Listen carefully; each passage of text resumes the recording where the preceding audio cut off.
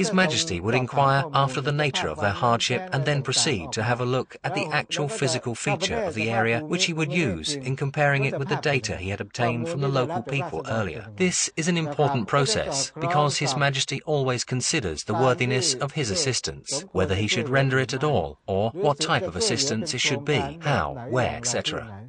Once he had established the needs and obtained complete data, His Majesty was ready to draw up concrete guidelines for the development or remedial initiatives. In consultation was to get to such a place and obtained all data pertaining to the respective area. Even so, there have been instances where the royal initiatives did not develop into projects. Many instances indeed. For example, the people would arise once His Majesty had departed. With his presence, the people were in agreement with almost anything. But when more concrete follow-up action took shape, one would assert his ownership over this piece of land, while others did over the rest. Thus, implementation was hindered. His Majesty would say, "We should not proceed without their consent. We can go somewhere else. A lot of work is yet to be tackled."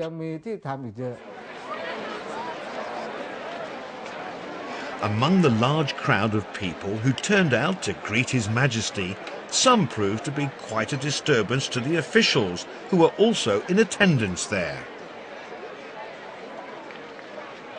Words of caution had been passed on down the line of command of those officials, all the way down to village headmen, to the effect that no petition was to be lodged with His Majesty by any of the villagers in the crowd, as the message being petitioned might be perturbing to His Majesty. Any problem at all could be solved among us. Let us talk it out locally. Most often, it was something along this line. The King quietly told me, "Please do not stand in the way if the people want to hand me a petition. No need to hold them back, because if you do, I will never know what the truth is. I am aware that what is being reported to me is not true." The King knew when he was lied to.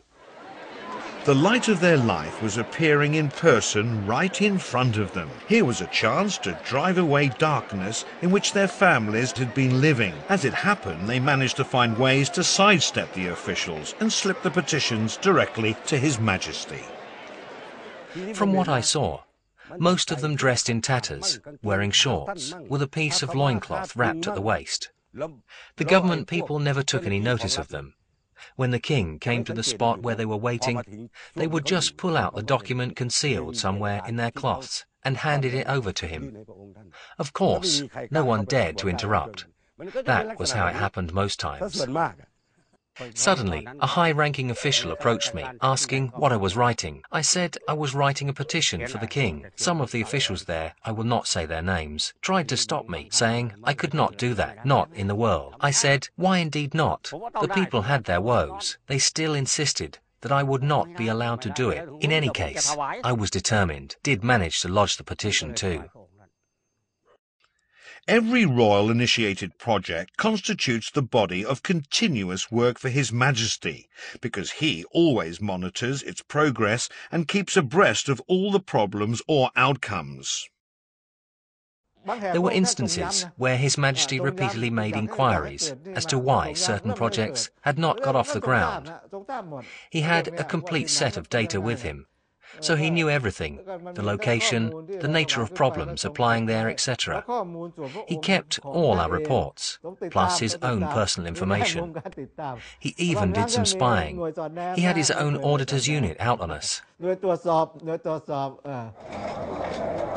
Nowadays, the hard work has been passed to Her Majesty the Queen and members of the royal family who make royal visits to the sites of the royal-initiated projects, development study centres, as well as certain remote areas. They constantly report their findings to His Majesty.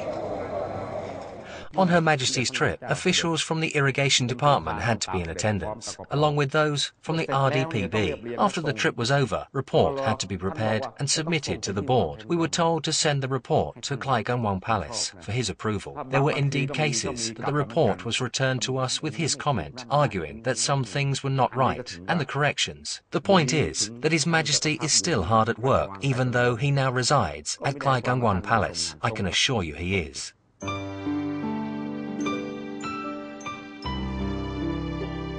2006 is the 60th year under His Majesty the King's reign.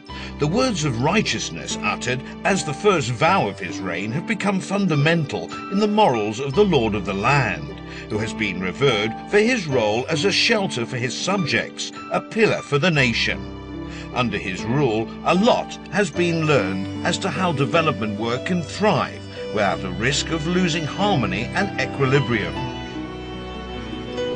On that day, 60 years ago, the love of his subject managed to hold the sovereign back. Now, more than 20,000 days later, the sovereign is still returning that love to his subjects.